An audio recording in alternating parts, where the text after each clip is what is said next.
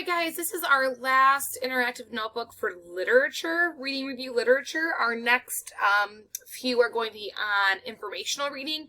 So we're going to be focusing today on identifying the differences and similarities between stories in the same genre. Now, again, remember, genre is a type of writing. Here we have two different stories. We have Big Trouble in the Big City and Big Trouble in the Little City. So we have two stories that are in the adventure genre. You need to read both of these stories or these passages. Then what you need to do is you need to answer a couple of questions about how these stories could both be described as adventure, how they have similar adventures in at least two different ways, and then you need to contrast or identify the differences between the two adventure stories in at least two ways. I have a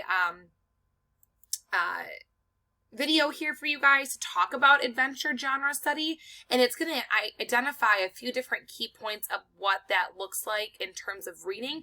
So before you guys read these passages right here, I'm going to link this video in this assignment. I would like you to watch this video first, then go in and read these two passages, answer the question, and then reflect on the skill that we are studying right now. If you have any questions, don't be afraid to reach out. And thanks for working with me in our literature reading review.